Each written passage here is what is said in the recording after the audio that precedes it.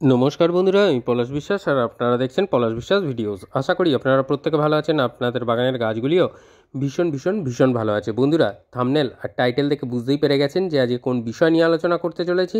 হ্যাঁ বন্ধুরা, পুনে ভ্যারাইটি বা ব্যাঙ্গালোর ভ্যারাইটি জবা গাছে এপ্রিল মাসে কী খাবার দাবার দেবো এবং টোটাল মাসিক যে পরিচর্যা, পুরো সম্পূর্ণ এপ্রিল মাস জুড়ে জবা গাছের পরিচর্যা কি করতে হবে সেটা আজকের ভিডিওতে দেখাবো এবং বলবো। পরিচর্যা কি মানে এপ্রিল মাসের এটাই যে মাটিতে কি খাবার দেব, গাছের পাতায় কি খাবার দেব এবং তার পাশাপাশি রোগ পোকার আক্রমণের হাত থেকে গাছকে কিভাবে রক্ষা করব, সবটা আজকে থাকছে ভিডিওটিতে। একটু স্কিপ না করে সম্পূর্ণ ভিডিওটি দেখার অনুরোধ রইল। আর যারা আমার চ্যানেল নতুন ভিউয়ার্স তাদের কাছে অনুরোধ করবো চ্যানেলটি সাবস্ক্রাইব করে রাখার জন্য, কারণ প্রতিদিন সন্ধ্যে 6টায় বাগান সংক্রান্ত ভিডিও আমার চ্যানেলে কিন্তু আসে। তাই সহজে বাগান করতে, গাছের পরিচর্যা করতে অবশ্যই আপনাকে দেখতে হবে পলাশ বিশ্বাস ভিডিওস। মন চিরসবুজ রাখতে গেলে, পৃথিবী সবুজময় করতে হলে দেখতেই হবে পলাশ বিশ্বাস ভিডিওস, করতেই হবে আপনাকে বাগান। তো বন্ধুরা, যেটা বলবো যে প্রচুর পরিমাণে শেয়ার করার অনুরোধ রইল আর সাবস্ক্রাইব করে রাখুন, অনুপ্রেরণা যোগায় আগামী ভিডিওগুলো বানানোর জন্য। তো এপ্রিল মাসে দেখতে পাবেন এই ব্যাঙ্গালোর ভ্যারাইটির জবা গাছগুলোতে প্রচুর পরিমাণে কিন্তু কুড়ি আসতে থাকে। তুলনায় পুনে ভ্যারাইটির যে জবা গাছগুলো একটু কমলেও কিন্তু ফুল দেয়। তো সেই জন্য বলবো বন্ধুরা, এই দুটো যে জবা গাছের যে সাধারণত আমরা যেটা দেখে থাকি পুনে ভ্যারাইটি এবং ব্যাঙ্গালোর ভ্যারাইটির, তার যে খাবার দাবারের ব্যবস্থাপনা এবং তার পাশাপাশি যে কেয়ারগুলো বলবো সেগুলো একটু ডিফারেন্ট হয় দেশি জবা গাছের কেয়ারের থেকে। তো আজকের যেটা বলবো সেটা সম্পূর্ণভাবে আপনারা করতে থাকলে আপনাদের বাগান কিন্তু সুস্থ থাকবে, সবল থাকবে, ভালো থাকবে। এই সময় যেখানে গরম পড়তে শুরু করে দিয়েছে, এই সময় দেখবেন যে বেশ কিছু রোগ পোকার আক্রমণ আপনাদের গাছে হতে থাকে, যেমন জাপ পোকা, লেদা পোকা, মিলিবাগ ইত্যাদি এই ধরনের পোকামাকড়ের আক্রমণে আপনাদের গাছগুলো কিন্তু নষ্ট হতে থাকে। তো সেই জন্য আমি বলবো 10 দিনের ব্যবধানে আপনারা কীটনাশক গাছে স্প্রে করুন। যে কোনো কীটনাশক সেটা ব্যবহার করতে পারেন, কাকা হতে পারে, থিটা হতে পারে, ওমাইট হতে পারে, কিংবা ডাইমেথয়েড 30 কম্পোজিশনের যে কোনো কীটনাশক হতে পারে, যে কোনো কনফিডার ব্যবহার করতে পারেন। এরকম যে কোনো কীটনাশক অন্তত 2 ধরনের রাখুন, ঘুরিয়ে ফিরিয়ে গাছের পাতায় স্প্রে করবেন 10 দিনের ব্যবধানে। তো সন্ধেবেলা করতে হবে, কীটনাশক সব সময় সন্ধেবেলা স্প্রে করবেন, তাহলে দেখবেন যে এই পোকামাকড়ের আক্রমণের হাত থেকে আপনার গাছ কিন্তু সুরক্ষিত থাকছে। তো যেটা বলবো যে এই সময় গাছে সফট পিঞ্চিং করতে পারেন, যেটা যেমন ঠিক চন্দ্রমল্লিকাতে আমরা করে থাকি, পম্পন ভ্যারাইটি চন্দ্রমল্লিকা গাছ ঝোপালো করতে আমরা এই পিঞ্চিং পদ্ধতিটা ব্যবহার করি। একদম প্রথম এখন কচি কচি ডালপালা ছেড়েছে, সেই সময় যদি পিঞ্চিং করে দেন গাছটা কিন্তু সুন্দরভাবে ঝোপালো হবে এবং সাইড থেকে আরও প্রচুর পরিমাণে কিন্তু ডালপালা আসবে। আর যত বেশি ডালপালা আনতে পারবেন আপনার জবা গাছে, জানবেন তত বেশি সংখ্যক, বেশি মাত্রায় আপনারা ফুল পাবেন।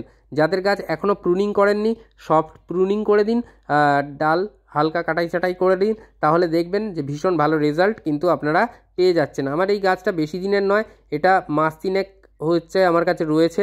তো এই গাছটায় খাবার দেব এবং তার আগে এই পিঞ্চিং পদ্ধতিটা অবশ্যই আপনাদেরকে করে দিতে হবে। যারা গাছের প্রুনিং করেননি, মানে সফট প্রুনিং এখন করবেন, বা এরকম আমি যেরকম পিঞ্চিং করছি এরকম পিঞ্চিং করবেন, তার ঠিক 2 দিন আগে আপনারা কিন্তু একটা প্ল্যান্ট গ্রোথ রেগুলেটর বা পিজিআর গাছে স্প্রে করে দেবেন, তাহলে রেজাল্টটা আরও ভালো হয়। দ্রুততার সাথে আপনার গাছ থেকে কিন্তু ডালপালা আসতে থাকবে। আগাছা নির্মূল করছি, ঠিক যেমন সমাজে যে আগাছা ভরে যায়, নষ্ট করে দেয় সমাজটাকে, তেমনি কিন্তু টবের মাটি থেকেও আগাছা তুলে ফেলতে হবে, না হলে কিন্তু গাছের খাবারগুলো খেয়ে নেয় এই আগাছা আর বংশ দ্রুত বৃদ্ধি করে, আপনার গাছ কিন্তু খাদ্য সেভাবে গ্রহণ করতে পারে না। তো মিডিয়াটা একবার বলে দিই, যারা নতুন এনে বসাবেন পুনে ভ্যারাইটি বা ব্যাঙ্গালোর ভ্যারাইটি জবা গাছ, তাদের সুবিধার্থে একবার মিডিয়াটা বলে দিই। আপনারা আপনাদের বাগানের যে মাটি আছে সেটা একটা টবের প্রায় 40% ভরে নেবেন, সমপরিমাণে নেবেন ভার্মি কম্পোস্ট বা 1 বছরের পুরনো গোবর সার, অর্থাৎ 40% কম্পোস্ট, 40% মাটি। একটা টবের 80 ভাগ বা 80% ভরে গেল, ফাঁকা যে 20% পড়ে থাকছে, সেই ফাঁকা 20% আপনারা নিয়ে নেবেন বিল্ডিং কনস্ট্রাকশনের যে লাল মোটা দানার বালি ব্যবহার করা হয়, সেই বালি ভালো করে 3টে উপাদান মিশিয়ে নেবেন, মিশিয়ে নিয়ে গাছ প্রতিস্থাপন করবেন। আর হ্যাঁ, বালিটাকে অন্তত 3 থেকে 4 বার ধুয়ে নেবেন, যে বালির মধ্যে নোনা অংশ বা নোনা ভাগ যেটা থাকে সেটা ধুয়ে যাতে বেরিয়ে যায়, সেই জন্যই বালিটাকে বারবার ধুয়ে নিতে বলা হয়। তো এবারে খাবার দেব, সেই কারণে চারিধার থেকে টবের চারিধার থেকে রিং করে নিলাম, রিং করে মাটি সাইড করে নিয়ে সেখানে খাবার প্রদান করব এবং খাবার প্রদান করার পরে আমরা জল দিয়ে দেব, টবের মাটি চাপা দিয়ে জল দেব। তো কি কি খাবার দেব এবং কতদিনের ব্যবধানে দেব সেটা একবার দেখে নিই ঝটপট। তো বন্ধুরা মাটি এইভাবে দেখুন তুলে আলগা করে দেবেন। আর হ্যাঁ, মাটি উপরের টপ লেয়ারের মাটি দেখেইছেন 2-3 ইঞ্চ শুকনো হয়ে গেছিলো, কিন্তু নিচের মাটি হালকা ময়েশ্চার আছে বা ভিজে আছে। এই মতো অবস্থায় আপনাদেরকে কিন্তু খাদ্য প্রদান করতে হবে টবের মাটিতে। তো যেটা বলার যে মিডিয়া যেন ময়েশ্চার থাকে, আর আমি যে মিডিয়াটা বললাম সেই মিডিয়া যদি আপনারা করেন জবা গাছের জন্য, এই পুনে ভ্যারাইটি ব্যাঙ্গালোর ভ্যারাইটি জবা গাছের একেবারে আদর্শ মাটি এটা বন্ধুরা। যদি করেন আপনারা নিজেরাই তার প্রমাণ পেয়ে যাবেন। তো এখানে দেখছেন ভার্মি কম্পোস্ট নিচ্ছি আপনার হাতে 2 মুঠো, কিংবা যারা টেবিল চামচ দিয়ে মেপে নিতে চান 10 থেকে 12 টেবিল চামচ 10 ইঞ্চি টবের জন্য বা 12 ইঞ্চি টবের জন্য ব্যবহার করতে পারেন এই ভার্মি কম্পোস্ট, কিংবা 1 বছরের পুরনো গোবর সার। এই দুটোর মধ্যে যে কোনো একটা আপনারা ব্যবহার করতে পারেন। ঠিক এইভাবে সাইড দিয়ে প্রথমে দিয়ে দেবেন, এরপরে আমরা কিন্তু খাবার দেব। এই ভার্মি কম্পোস্ট সারা গ্রীষ্মকাল জুড়ে আপনার গাছকে কিন্তু এইভাবে খাদ্য সরবরাহ করতে থাকবে। এবং যেহেতু জৈব সার, সেই জন্য কিন্তু স্লো রিলিজ ফার্টিলাইজার হয় জৈব সারগুলো, এবং ধীরে ধীরে আপনার গাছকে কিন্তু পুষ্টি দিতে থাকবে। তো এই যে খাবারটা দেওয়া হচ্ছে সেই খাবারটা একবার দেখে নিন চট করে। এই খাবারটাই আপনার গাছকে দিতে হবে। তো এখানে কি কি উপাদান নিয়েছি, এখানে যেটা প্রথমেই দেখছেন লেদার মিল বা চামড়া কুচি সার, এটা আপনারা 1/2 টেবিল চামচ নেবেন 10 বা 12 ইঞ্চি টবের জন্য। সর্ষের খোলের গুঁড়ো 1 টেবিল চামচ নেবেন, এটা অন্তত 3 থেকে 4 দিন শুকনো করবেন রোদ্রে, মানে সপ্তাহখানেক অন্তত শুকনো করবেন, তারপরে ব্যবহার করবেন। এটায় ডিরেক্ট এনে মাটিতে দেবেন না, তাহলে কিন্তু শিকড় নষ্ট হয়ে যাওয়ার সম্ভাবনা থাকে। লাল পটাশ বা পটাশিয়াম ফুল আনতে সাহায্য করবে। এর পরিবর্তে যদি আপনারা অর্গ্যানিক বা বায়ো পটাশ ব্যবহার করেন সেটা কিন্তু খুব ভালো রেজাল্ট দেবে। এই যে ব্ল্যাক কালো কালো দানা, এটা জিআর দানা বা বায়োজাইম নামে অনলাইনে পেয়ে যাবেন। এটা 1/2 চামচ নিতে হবে। পটাশ 1 টেবিল চামচ নিতে হবে। এটা বোন ডাস্ট বা হাড়ের গুঁড়ো, এটা আপনারা 1 টেবিল চামচ নেবেন। আর যেটা বায়োজাইম বা যেটাকে বললাম জিআর দানা, ওটা অনুখাদ্য, ওটা 1 চা চামচ নেবেন। আর এইটা নিমখোল 1 টেবিল চামচ। আর এইটা যেটা দেখছেন এটা হচ্ছে ক্যালসিয়াম নাইট্রেট, এটা আপনারা 1 চা চামচ পরিমাণে নেবেন। এই কটা খাদ্য উপাদান খুব ভালো করে মিশিয়ে নিতে হবে, যাতে প্রত্যেকটা খাদ্য উপাদান সুন্দরভাবে প্রত্যেকটার সাথে মিশে যায়। তাহলে হবে কি বন্ধুরা, গাছের চারিধারে থেকে আপনারা যখন রিং করে খাবারটা দেবেন, তখন কিন্তু গাছের যে ফিডার রুটগুলো যারা কিনা খাদ্যটাকে সংগ্রহ করে তুলে গাছের পাতায় পাতায় পৌঁছিয়ে দেয়, তারা খুব ভালোভাবে খাবারটাকে গ্রহণ করবে এবং গাছের সুবিধা হবে চারিধার থেকে সম পরিমাণে খাবার পাওয়ার। তো এই জন্যই এই পন্থা যে ভালো করে মিশিয়ে নিতে হবে প্রত্যেকটা খাদ্য উপাদান, যেটা কিনা গাছ আপনার পুনে ভ্যারাইটি ব্যাঙ্গালোর ভ্যারাইটি জবা গাছ ভীষণ ভালোভাবে এই খাবার গ্রহণ করবে। তো এরপরে আরেকটা প্রশ্ন থেকে যাচ্ছে, অনেকেই প্রশ্ন করবেন যে এগুলো বিদেশি জবা বা যেগুলো অস্ট্রেলিয়ান ভ্যারাইটি বা আমেরিকান ভ্যারাইটি বলা হয়, অ্যাকচুয়ালি ট্রপিক্যাল ভ্যারাইটির যে জবাগুলো, তার জবাতে কিন্তু আলাদা কেয়ারের ভিডিও আমি নিয়ে আসবো 2-3 দিনের মধ্যেই। সেই মতো কেয়ার করবেন। এটা পুনে ভ্যারাইটি বা ব্যাঙ্গালোর ভ্যারাইটি জবা গাছে একদম এই খাবারটা এখন দিন, দেখবেন গাছ কিন্তু খুব ভালো রেসপন্স করবে।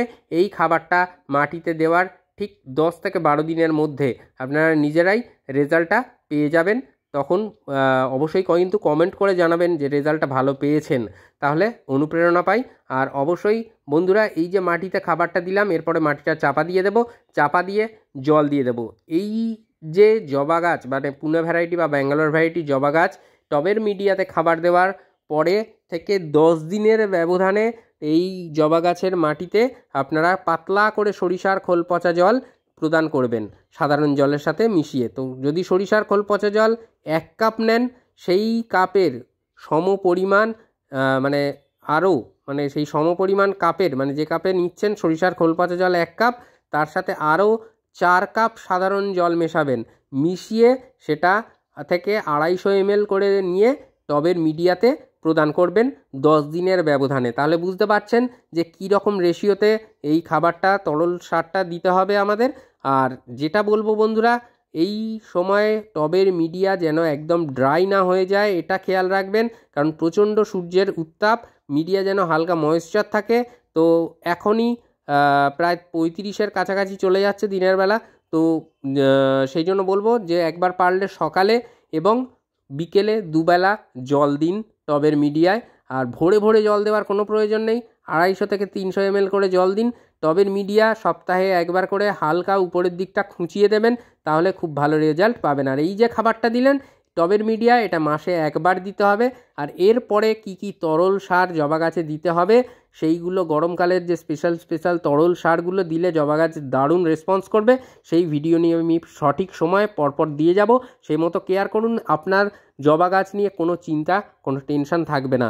টেনশন মুক্ত হয়ে বাগান করুন, ভালোভাবে বাগান করুন। আর অবশ্যই দেখুন পলাশ বিশ্বাস ভিডিওস। আর যেদিন বন্ধুরা গাছের পাতায় স্প্রে করতে হবে, এই যে অনুখাদ্য, আমি এটার অ্যাড দিচ্ছি না, মানে বিজ্ঞাপন দিচ্ছি না, কিংবা আমি এটাকে বলছিও না ব্যবহার করতে, যে কোনো সিউইড বেস ফার্টিলাইজার, সেটা অল ইন গোল্ড হতে পারে, অল ইন গোল্ড সুপার হতে পারে, কিংবা আপনাদের সাগরিকা হতে পারে, যে কোনো একটা সিউইড বেস ফার্টিলাইজার জবা গাছের পাতায় যেদিন টবের মিডিয়ায় খাবার দিলেন তার থেকে ঠিক 5 দিন পরে গাছের পাতায় ভালো করে স্প্রে করে দিন একবার, তাহলেই রেজাল্ট আপনার সম্পূর্ণ হবে। টবের মিডিয়ায় এবং গাছের পাতায় কি স্প্রে করব বা কি করতে হবে, তাহলেই দেখবেন যে এইভাবে গাছ রেসপন্স করবে, প্রচুর কুঁড়ি আসবে এবং গাছ ভরে ডাল ভরে ফুল দেবে আপনার পুনে ভ্যারাইটি বা ব্যাঙ্গালোর ভ্যারাইটি জবা গাছগুলো। তো আজকের মতো এ পর্যন্তই, আবার আসছি আগামীকাল ঠিক সন্ধ্যে 6টায়। ততক্ষণ সকলে সুস্থ থাকুন, ভালো থাকুন, আর অবশ্যই দেখতে রাখুন পলাশ বিশ্বাস ভিডিওস। মন থাক চিরসবুজ, পৃথিবী হোক সবুজময়। নমস্কার বন্ধুরা, খুব ভালো থাকবেন সকলে।